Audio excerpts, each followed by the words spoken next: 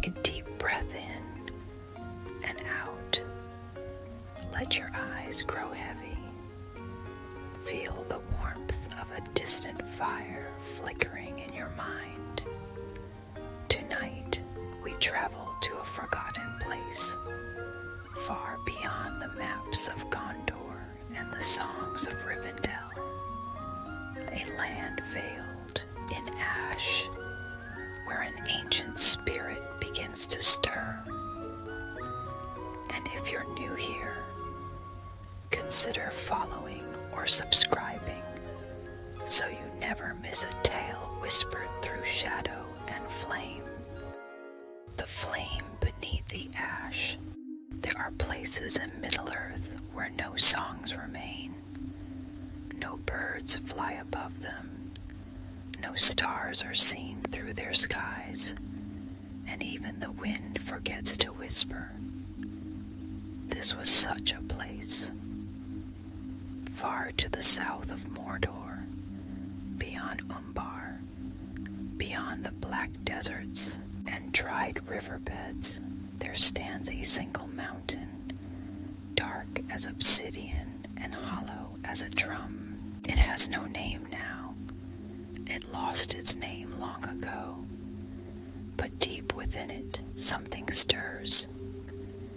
Beneath layers of stone and centuries of silence, a slumbering power trembles like a dying heartbeat.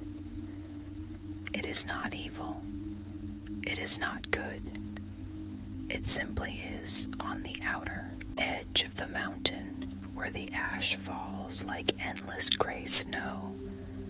A lone traveler moved slowly across the basalt plains. His boots cracked beneath the dust, stirring fine trails that vanished in seconds. He wore a mask over his face and goggles to shield his eyes. He was not from this land. His name was Dreffin, a hunter from the ports of Pelargir, lost during a southern expedition. He'd been walking for 2 days without food, following the strange pulse beneath the ground.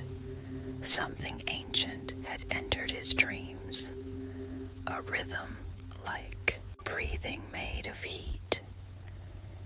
Each step he took toward the mountain, the warmth grew stronger, though no sun shone through the gray. At night he heard it, a voice that spoke not in words, but in feelings, memory, regret, the weight of time, the fear of being forgotten, and then, in the early morning, it came. The ground trembled, just a single shudder, enough to send ripples across the black pools nearby. Dreffin stopped, squinting toward the horizon. The mountain seemed taller than before. A thin crack glowed red along its slope. No lava, only light. A heartbeat of flame, and from that crack something rose. It was smoke, but not smoke. It moved with purpose. It circled downward like a falcon, silent, coiling across the plain. Dreffin dropped to his knees, eyes wide, unable to breathe. The air around him turned heavy. Time slowed, and then he saw it. A shape formed in the haze, vague, towering, undefined. Arms like columns of ember, a face half seen, shifting between shadow and light, a crown made of falling ash. It stood before him without sound, no wind, no roar. And yet, in Dreffin's mind, it spoke. What stirs the bones of fire? Who dreams of forgotten flame? Why have you come? Dreffin trembled. He tried to speak, but his mouth moved like it was underwater. presence moved closer. It did not burn, but it unfolded around him like a memory too large for thought. The vault remains closed, it murmured, but cracks form. The seal breaks. I must remember, Drayfen collapsed. His vision blurred, and just before he lost consciousness, he saw something glowing within the smoke being's chest. A small, flickering fire, not bright, but ancient. A flame of knowledge, coiled like a sleeping dragon. And then, nothing. The being, the Cinder Herald, as it was once known, rose into the air and vanished in a gust of warmth that smelled faintly of copper and cedar wood. It left no trace, but the ash around Drayfen's body shifted, forming the shape of an ancient rune. A symbol older than the First Age. Far away, deep in the heart of the Black Mountain, stone began to crack.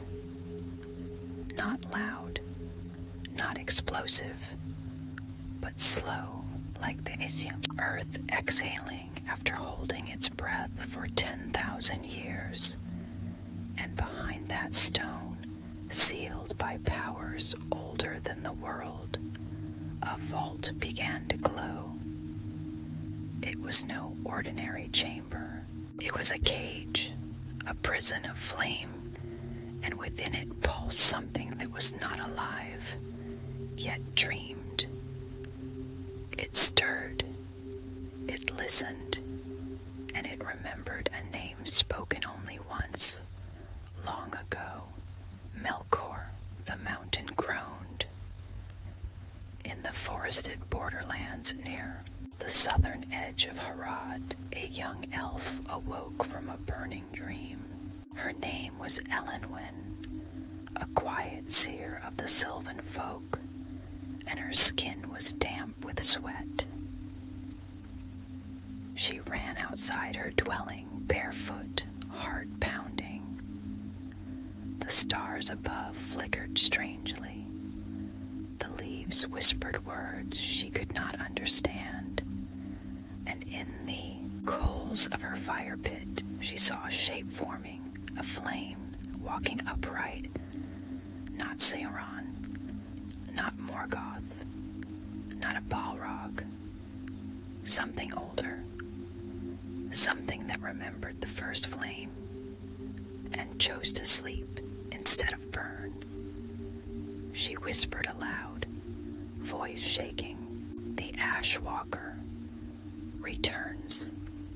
Back in the deep stone cities of the dwarves, near the edge of the Red Hills, Balin, son of Barak, leaned over a scroll by candlelight.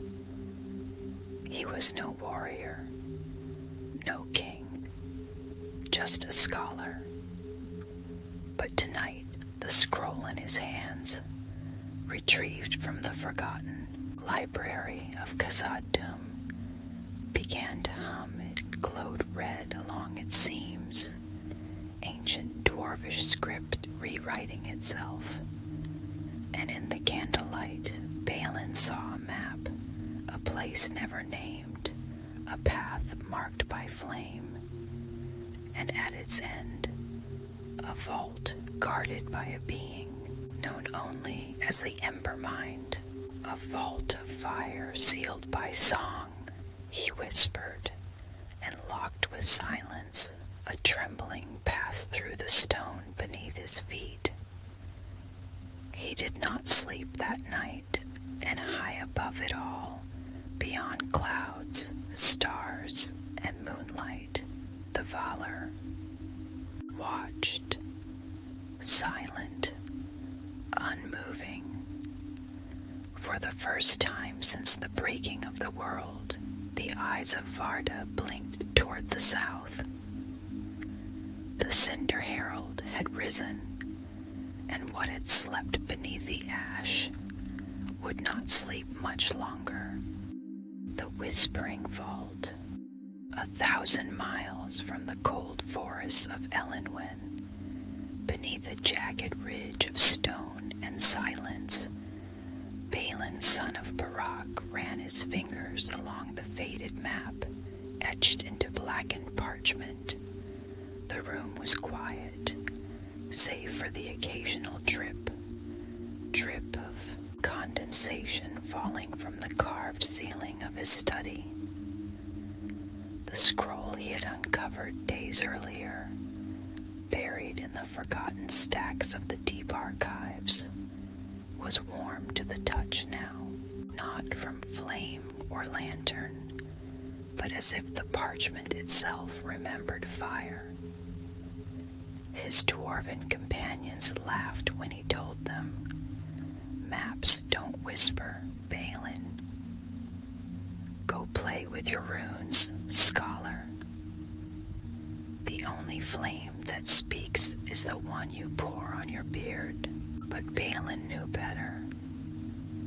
That night he sat alone in the vault-like chamber known as the Hearth Mind, deep in the roots of the Red Hills.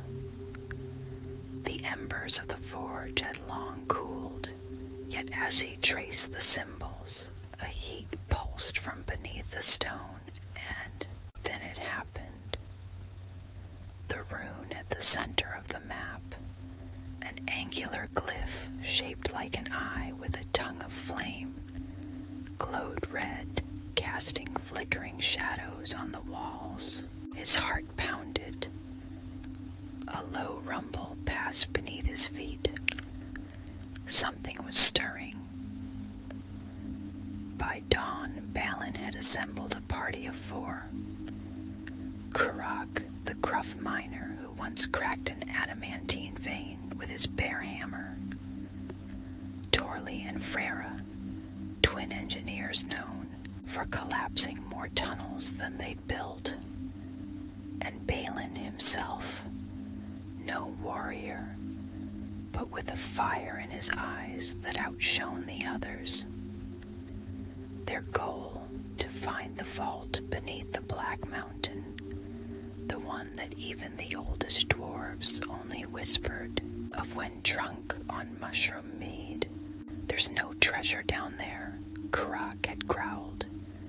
"Just bones and madness."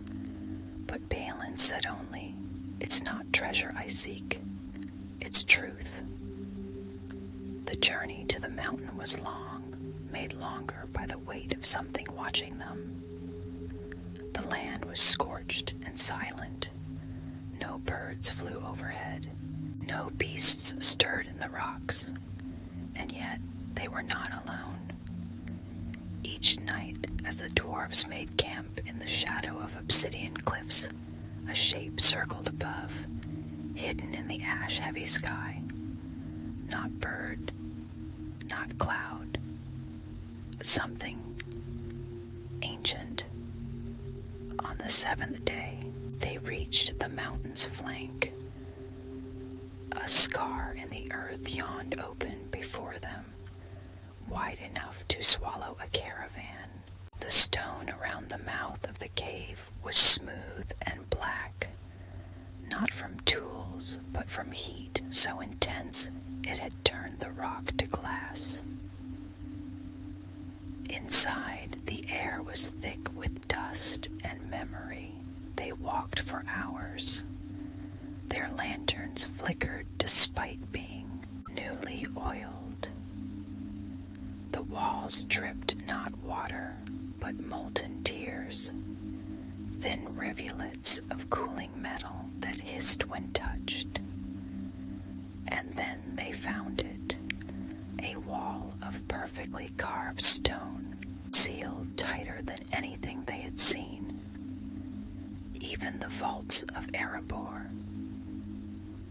At its center was a door, marked with the same glyph Balin had seen on the map, the eye with the tongue of flame. Kurak stepped forward and slammed his fist against it. Nothing happened. He struck it again, Harder, a whisper echoed back, not a voice, but a sound like a breath drawn in reverse. Suddenly, the lanterns went out. Darkness, the kind of darkness that swallows thoughts. Torli cried out, "Freyra, where'd you go?" A distant sound, like stone cracking underwater, echoed from behind the door, and then light, red, low, pulsing. The rune on the door began to bleed heat. The wall groaned, and the door began to open, slowly, soundlessly sliding into the rock. Behind it was only blackness and a whisper. It wasn't words, but it filled their ears like music only their bones could hear. "Come see what still remembers you." They stepped inside. The air was thick, too thick. It clung to their skin, their beards, their thoughts. The passage beyond the door was narrow, curved, and lined with veins of red crystal. And then, as they descended, the first real danger arrived. From the walls came movement, silent, sinuous, coiling shadow forms. Smoke made flesh. They had no eyes, but they reached with long skeletal hands of ember and cinder. Freyra screamed as one of them wrapped around her leg, dragging her to the ground. Kureg swung his hammer, and it passed through, but the heat it left singed his arm, blistering the skin. Balin shouted something in Ghuzdul and pressed the glowing glyph against the crystal wall. A blast of light surged from the rune, banishing the shadow forms for a moment. The air cleared. They stood in a vast, open chamber, the ceiling lost in darkness, the floor made of smooth obsidian. At its center, a massive stone dais covered in spiral runes and ancient metal bindings. It looked like a sarcophagus or a lock. Balin fell to his knees. This is it. The Whispering Vault. Freyra limped to his side. "What's inside?" He didn't answer, because he didn't know. Far above, hidden in the smoke-laced sky, the Cinder Herald watched. Not in full form. Not yet, but as a breath in the wind, a tremble in the heat.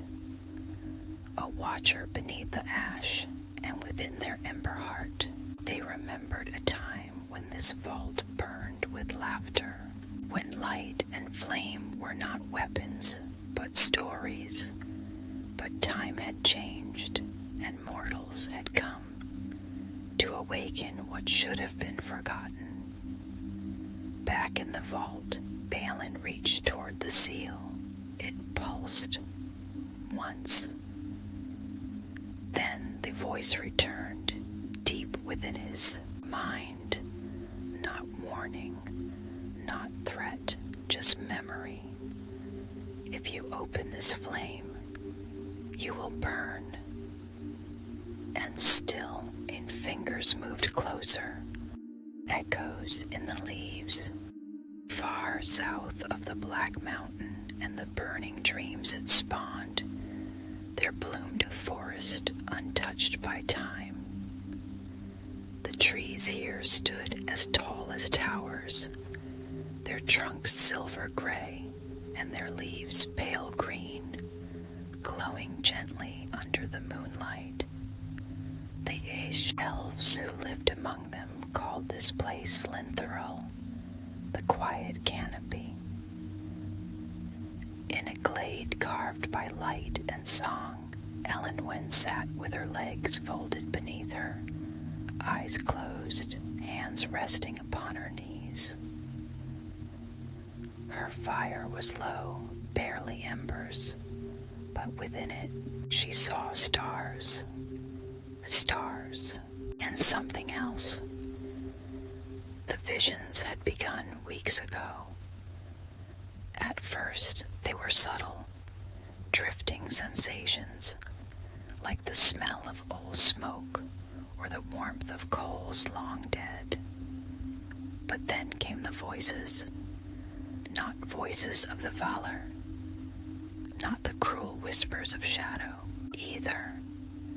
This was different, older, heavy with memory, sad and burning.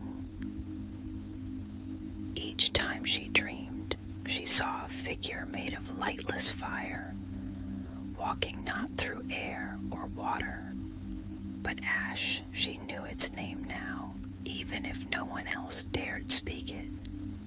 The Ash Walker. Tonight, the vision was stronger. The fire before her flared.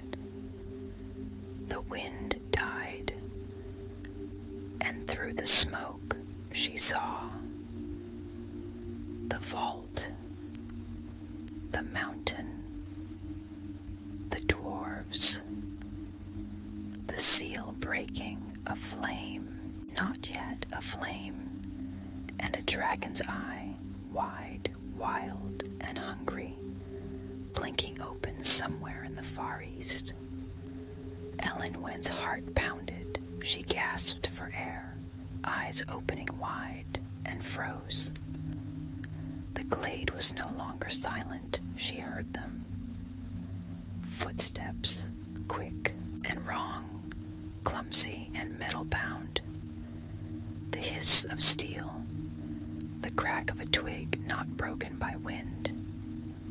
Humans from the south, Haredrim. They had no right to be here. Elenwen rose silently and whispered a single word in the tongue of leaves. The fire hissed and died. She grabbed her curved blade from its sheath of moss and slid into the shadows between the trees. The intruders moved like animals trying to act like hunters. There were 5 of them. Tattoos, black scarves, curved knives, and sunburned skin. One of them muttered, "She's close." The witch with the fire dreams, the gold-eyed one. Another laughed, "Drag her back. They say she speaks to spirits. Maybe she'll tell us where the fire sleeps." Elenwen smiled coldly. They had no idea who they were chasing. From the treetops, she dropped like starlight. Her blade was silent. The first attacker collapsed without sound, a sleeping expression on his face, but the others heard the body fall. There! 3 ran toward her. She turned, danced between their lunges, struck twice. Elven steel flashing like moonlight. Water. A 4th raised a short bow, but the arrow flew wide. She vanished into the mist, circled, and returned from behind. But one got lucky. A blade cut through her shoulder, shallow but painful. She staggered, then whispered an old word, and the vines at her feet rose. They tangled around the attacker's legs and dragged him to the ground, hissing like snakes. Elenwen fell to her knees, panting, her vision blurred. Blood, pain, but more than that, a presence. It stood not in the glade, but in her mind. had seen her, and it had spared her. Hours later, she limped back to her tree home, wounds dressed in crushed petals and silver leaf. She burned sage in her hearth and let herself fall into a trance. This time, the vision came not in smoke, but in song, a deep, ancient hum, slow as mountains, warm as stone before a storm. And then a voice, not male, not female, not any one being. It spoke not in language, but in memory. She felt it say, "You are not meant for flame, but you are near the path. They will come to you, one of stone, one of greed, and one of scale." Elenwen saw it, a dwarf, eyes wide with wonder and fear. A dragon, wings coiled like serpents, a vault lit with runes no elf had seen since the First Age. And then the flame cracked open, not red, not gold, white, a lightless flame. Pure memory, pure consequence. She awoke with a scream. Far away, deep beneath the black mountain, Balin's hand trembled just inches above the vault seal, and high in the sky, rising from a desert canyon with a flap of smoking wings, Darakul, a young and reckless dragon, opened his jaws and roared toward the wind. "I hear you now, fire that was never tamed." He turned toward the north. Back in Linthrel, Elenwen lit a new fire. Her arm bled, her body ached, but her mind was clear. "The world is changing," she whispered to the flames, "and I must leave these woods before it burns again." The fire drinker, far to the east of the Black Mountain, where the land cracked into canyons of red rock and dead wind, a creature slumbered beneath a hill of charred bone. Its name was Darakul, and it dreamed of conquest. He had never seen the halls of Smaug. He had never tasted dwarven gold or elf steel. But he had heard the songs, whispered by vultures and fire spirits that lingered in the hot winds. The songs told of ancient flame, of vaults filled with power, of a fire that came before even dragons and had never been claimed, and now that fire was calling him. Darakul stirred, his scales scraped against stone, shedding flecks of molten gold. His breath came as smoke. He blinked once, and his eyes glowed like lanterns reflected in oil. "The seal has cracked," he rumbled. He did not know how he knew it. He simply felt it, the same way a wolf knows when the moon is rising, the same way flame knows what it wants to consume. He stretched his wings wide, and from his hill of bones, he launched into the sky with a thunderous roar. Ash poured behind him like a comet trail. The desert trembled, and the sky turned orange in his wake. For days he flew. He did not sleep. He did not eat. He only hunted the feeling, a pull in his bones, a hunger in his ancient blood. And then, through smoke, thicket clouds, and distant thunder, he saw it.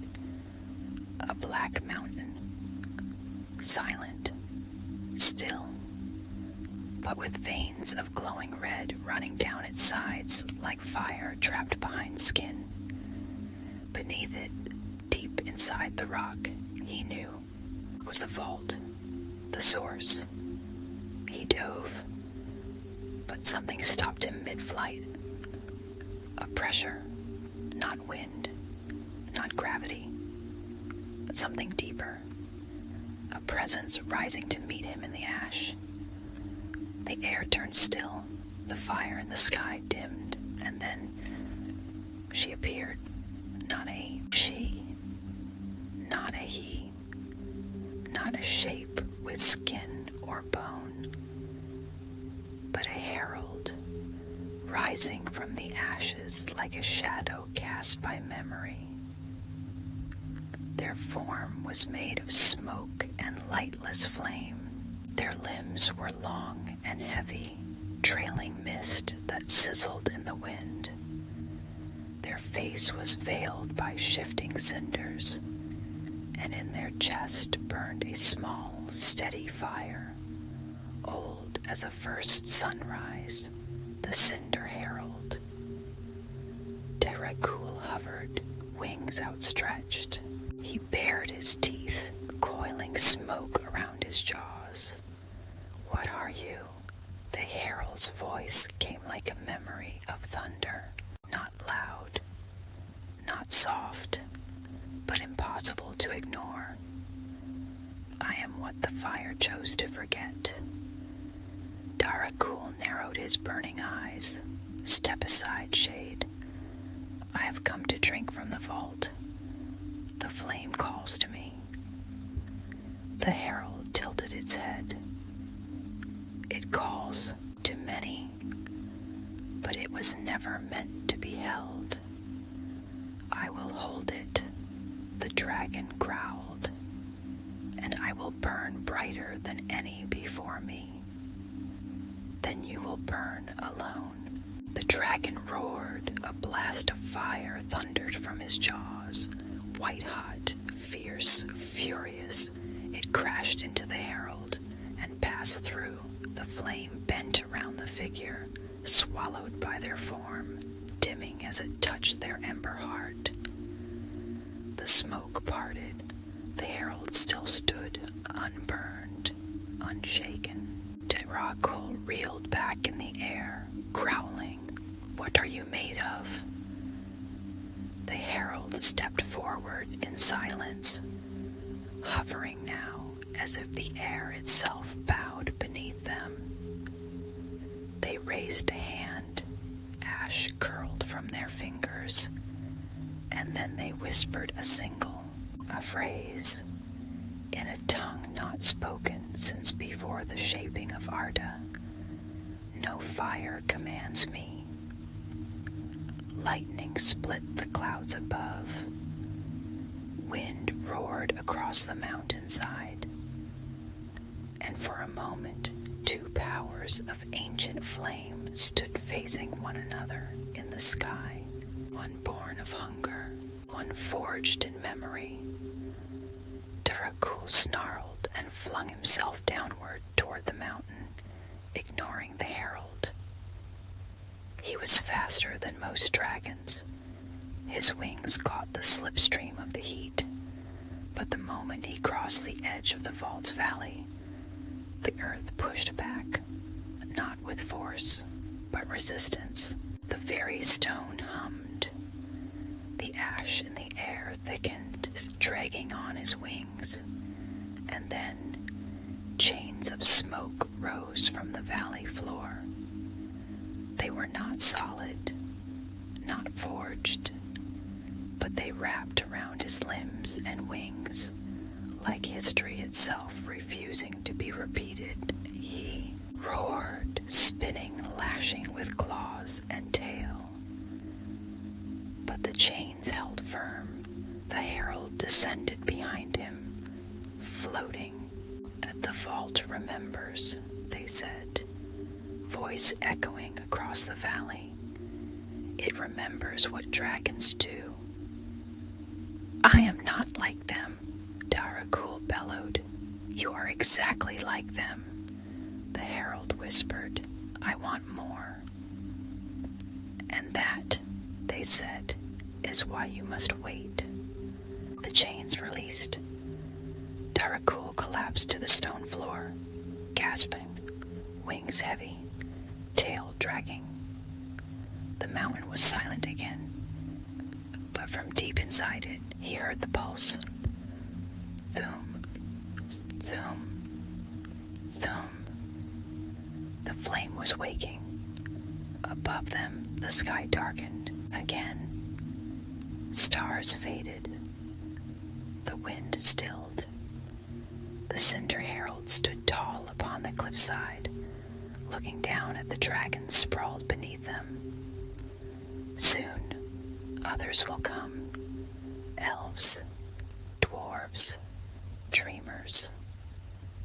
You will wait. You will learn. And when the vault opens, it will not be for destruction. Darakul said nothing, but his eyes, glowing faintly through the ash, narrowed with new understanding and just a whisper of fear. Far away, Elenwen looked into her fire and saw a shadow bowing before ash.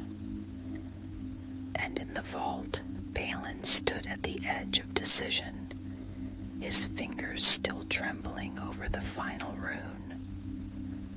Something beneath the stone had begun to sing. The doors unsealed. Balin stood at the edge of the vault's central platform, his boots trembling on the obsidian stone. The glyph beneath his palm pulsed like a slow heartbeat. Red veins of light spidered across the floor. Behind him, Kurak whispered, "Balin, don't." Torli and Freyra stood back, eyes wide, blades drawn. Not that they'd help against whatever this was. The dwarves weren't known for fear. But tonight, something ancient held their tongues. A feeling thicker than smoke, deeper than silence. Balin's lips moved. He spoke the final word carved in the glowing scroll. Natrim, Akith. And the vault shuddered. The mountain groaned like a sleeping giant stirred from a dream. Stone cracked. Dust fell, and the seal beneath Balin's hand crumbled to ash. Then light, blinding, pure. A column of white flame erupted from the central chamber, rising like a tree of fire into the ceiling far above. It wasn't hot. It didn't burn, but it pushed as if time itself recoiled from its return. Far above, the sky split open. Clouds turned crimson. The wind howled, and across the land, creatures of shadow stirred. Dragons turned in their sleep. Spirits fled to deeper places. Even the watchers of the west looked south with furrowed brows. Elenwen felt it first. Her heart seized. In the middle of her forest path, she gasped, one hand pressed to her chest. Behind her, her escort of elves, silent, robed, bow-armed, stopped in unison. She looked north. "They opened it," she whispered. She turned without command and began to run, faster than wind, toward the fire, toward the end of what she thought she knew. Above the vault, Darakul roared. He felt the pulse in his wings, his teeth, his blood. The flame inside the mountain wasn't gold or greed. It was older than any treasure. And it called to him still, but hesitated. He remembered the herald's voice. "You will burn alone." Still, the hunger ached inside him. He took flight again. Back in the mountain, the vault's chamber transformed. The floor collapsed downward into a spiraling pit of stairs and stone bridges, revealing a hollow core at the center of the mountain, and in that core floated something impossible. A sphere of white flame turning slowly in the dark. Chains of light bound it, drifting weightless like the rings of a forgotten moon. Balin dropped to one knee, tears in his eyes. "It's real," he said. "It's remembering us." Karak pulled him back. "We've gone too far." "No," Balin whispered. "We've gone just far enough." And then they came. From the shadows above, figures descended on ropes and claws. Haradrim mercenaries, the same who once hunted Elenwen, had followed Balin's expedition, drawn by rumors of buried fire. Swords clashed. Karak bellowed and swung his warhammer, crushing one into the stone. Torli launched a flash charge, blinding two more. Freyra screamed as a dagger scraped her ribs. Balin stood back from the chaos, gaze fixed on the flame. "Don't touch it," he shouted. "It's not for us." But one mercenary, greedy, bloodied, smiling, leapt onto the dais, sword raised high. Before it could fall, the herald arrived. Smoke poured through the broken ceiling, the light bent, and from the air itself, the Cinder Herald descended, cloaked in slow-falling ash. They did not speak. They did not move. They only existed, a presence too large for the chamber, yet somehow contained. The mercenary froze, sword trembling. The herald raised a hand, fingers made of shifting coal and memory, and with a flick, the sword turned to glass and shattered. The man fell to the ground, sobbing. "Is it a Balrog?" Torli whispered. "No," Balin said. "It's something older." The herald turned to him, ember eyes gleaming beneath the veil. "You opened what was sealed." Balin swallowed. I only wanted to learn.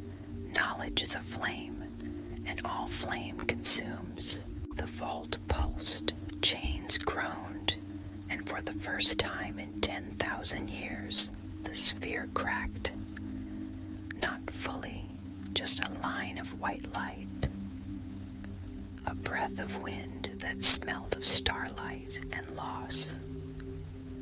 Outside, Darakul landed with a quake. He sensed the shift. He stepped forward, but stopped. Elenwen appeared, bow raised, breath ragged. "You can't go in. It calls me. It calls us all.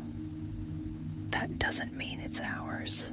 Darakul lowered his head, smoke curling from his nostrils. "Then who does it belong to?" Elenwen looked toward the mountain, eyes wet. "Maybe no one." Inside, the herald stepped to the flame. They pressed a hand to the lightless fire and whispered, "Sleep one more night." The crack back sealed, the chains calmed, the vault closed, not with stone or seal, but with will. The herald turned back toward the mortals. You are not ready, but soon you may choose. They dissolved into smoke. The chamber dimmed. The chaos passed, and all that remained was silence. Trial by flame. The vault was no longer still. Its walls hummed with a music too deep for ears. The song of ancient fire, pulsing like a distant forge beating inside a sleeping world. At the center of it all hovered the sphere of flame, ringed with chains of glowing script and silent heat. And beneath it stood 3 figures, watching in wary silence. Balin, the dwarf, his hand bandaged, eyes raw with wonder and fear. Elenwen, the elf, calm and wounded, her bow slung across her back. Darikul, the dragon, wings folded, tail coiled tightly like a serpent in meditation. They stood not as enemies, but not quite as allies either. The flame had called them all. Now it would judge them. The air shimmered, light spilled across the vault in circular waves. The chains cracked open, not broken, but inviting, and then the voice came. Not the heralds, not words, but truth. It poured into their minds like memory, wrapping their thoughts in silk and heat. To know the fire, you must face what you fear within it. Step forward. Alone, Balin moved first. He crossed the bridge of black stone, leading to the flame, each step trembling. When he reached the dais, the flame brightened and wrapped around him like a cloak. His companions could no longer see him. He was elsewhere. He stood in a long-forgotten dwarven hall, filled with gold, with kin, with song. And there, before him, stood his father, Barak, long dead. You seek truth? Barak asked. Yes. Then why do you walk in shadows? Why did you open what was sealed? To understand, to prove we're more than treasure hoarders. But the flame twisted the hall. The gold melted into blood, and the faces of dwarves became ash. Whispering, you broke the silence. Now fire must answer. Balin fell to his knees. I didn't want destruction. Then he looked into the flame and saw his younger self. Curious, brave, lonely. He reached out and the vision faded. Outside, the flame released him. Balin stumbled back, pale, changed. It showed me myself. Elenwen stepped forward next. She passed the same bridge, slender and sure-footed. When she reached the dais, the flame shifted again, cooler, quieter.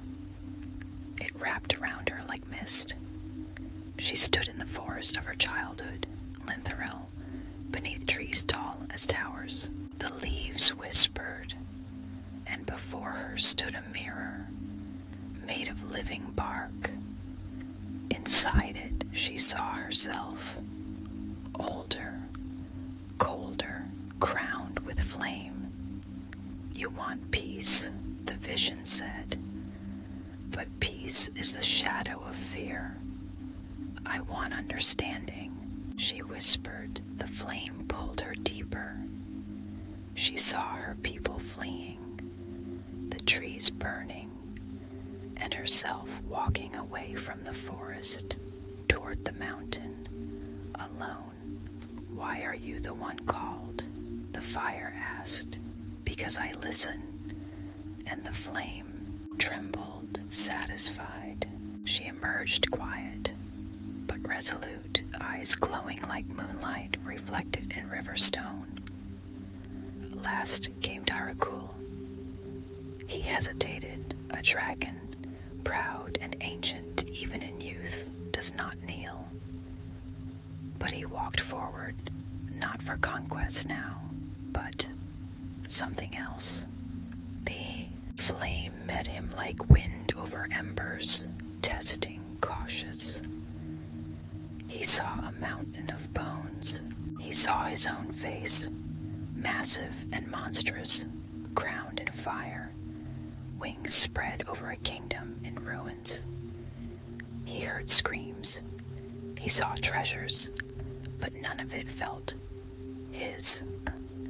Then he saw a hatchling, alone in a storm, eyes glowing softly, hiding beneath the scorched skeleton of another dragon. He saw himself, the fear, the hunger, the need to become something more. You seek flame to become a name, the voice said. But do you know who you are without it? The dragon sat in silence, and in that silence he wept. A single golden tear fell into the fire, and the vault pulsed gently like a sigh. The three emerged, each quiet, each altered. The herald returned. They rose from the center of the chamber, the smoke parting as if they had always been there. Now you have seen. The flame is not power. It is memory. It is what was forgotten, not what must be taken. It belongs to none, but you may carry its echo. They reached into the flame and withdrew 3 small embers glowing softly. They placed one before each. This is not a gift, the herald said. It is a burden. Elenwen bowed her head. Balin held his ember gently, like a final coal in a dying hearth. Darakul closed his claw around his, holding it not as a weapon, but as a promise. The herald turned to the flame. You may sleep again, they whispered. They are not ready to hold you, but they are ready to remember. The vault dimmed, the chains resealed, and silence returned, not as emptiness, but peace. Far above the mountain, stars returned to the sky, and in distant lands, ancient creatures paused and felt that something old had passed, unclaimed. Ember and memory. The vault had sealed, not with stone nor spell, but with a breath, a willingness to rest, and in that soft stillness, 3 shapes remained beneath the mountain's heart. A dwarf blinking through tears he didn't quite understand. An elf cradling her wound, eyes shining brighter than starlight. And a dragon curled not in pride, but in thought. None of them spoke for a long while. Even the mountain seemed to hold its breath. The Cinder Herald stood at the edge of the stone dais. their shape dimmed, less like fire, more like smoke caught in moonlight. They had poured themselves into the ceiling of the vault, and now they were fading. "Is it done?" Elenwen asked softly, her voice barely a breath. The herald turned, their ember eyes like cooling coals. "It is never done, but it is quieter now, and you will carry it forward, each in your way." Balin looked down at the ember in his hand.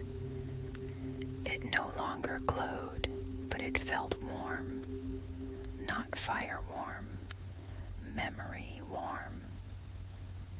He thought of his father, of old halls, of how little they truly knew, even with all their scrolls and stone. "Will the others believe me?" he asked. "Some will," the herald said. "Others will wait until their world burns before listening." He smiled sadly. "Then I'd better start writing."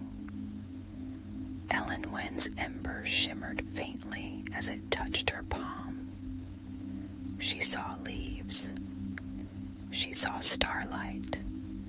And she saw the face of her younger self, terrified, small, but hopeful. She whispered, "I'll return to the forest, but not to hide." "Good," said the herald. "The world needs those who speak gently. And those who listen," she added. Darakul shifted. His claws curled around the ember in silence. He had not spoken since the trial. Not a word, not a roar. But now he opened one golden eye. "It hurts," the herald nodded. "You were born of flame. It will always ache when you cannot consume it. Then what do I do?" "You become something new." The dragon growled softly, not anger, grief, and then he laughed, a low, smoky chuckle that echoed against the stone. "Maybe I'll sleep for a century. Let the world wonder what became of me." The herald nodded. "And perhaps they'll dream of something better." The flame at the vault's core dimmed further. The chains glowed once more with ancient script, and the herald's body began to unravel, like wind stirring soot from a fire long gone. "Are you leaving us?" Balin asked. The herald turned. Their voice came not in sound, but in thought. "I was never yours to lose. But as long as flame flickers, memory will find its way back." They reached out one last time and touched the air before each of them. Not contact, not blessing, just acknowledgement. You did not claim the fire. You remembered it. And that is enough. With a final shimmer, the Cinder Herald vanished, like a sigh between stars, his vault quieted. Truly, this time, no hum, no pull, just a soft warmth that remained, like a story once told and remembered. They climbed in silence, out of the mountain, up through the stone halls, past the echoes of what had been. When they reached the summit, where the wind howled and the ash still fell like snow, the sky was clear for the first time. Stars blazed above, and far to the north the dawn star glimmered, soft and gold.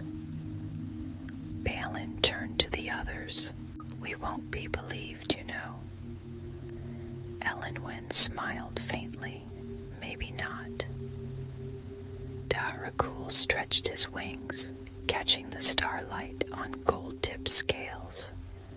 But we'll know. He took to the air, slow, majestic, not in fury, but in freedom. Elenwen faded into the trees, already a song in the making, and Balin, alone now, unrolled a fresh parchment. With a hand still stained with ember dust, he wrote, "Let it be known that fire does not always destroy. Sometimes it remembers the flame that chose silence. Seasons passed, the mountain slept. No more rumblings beneath the stone, no more heat in the wind, just silence, deep, patient, full of meaning. No songs were sung of the vault, no bards spun tales of the flame that was never claimed. But somewhere in Middle Earth, in quiet places beneath moonlit trees and under mountain shadows, the embers remained. In the southern woods, Elenwen walked beneath leaves glowing with dew and stars. Her people greeted her as one returned from death, but she said little. She did not speak of dragons or heralds. She only told one story. There is a fire that asks not to burn. It only wants to be remembered, and those who listened felt something stir inside them. A warmth behind the heart, a flicker they could not name. In the stone halls of the Red Hills, Balin returned. He didn't bring treasure. He brought a book, wrote it himself, bound in ash-dyed leather. The title was simple, "The Flame Beneath the Ash." His brothers scoffed, his kin laughed, but when the forge fires were low and the nights grew long, they read it anyway, and when they did, the hearths felt warmer, and old songs returned to their dreams. Far above, on the ridges of the eastern mountains, a shadow soared. Taracool, once a fire-hungry worm, had become something different. He did not hoard. He did not burn. He watched. He whispered, and sometimes, in the dead of winter, travelers would see a golden flicker on the cliffs and feel unafraid.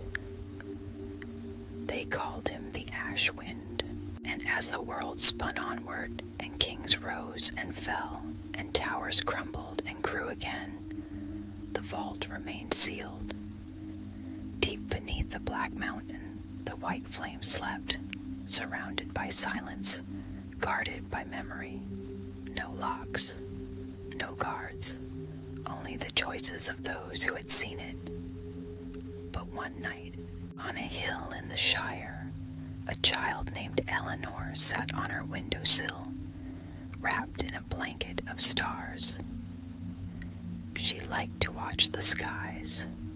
She liked to dream, and that night she saw something fall. Not a star, not a stone, but a spark, gentle, slow, glowing, like a firefly drifting from the sky.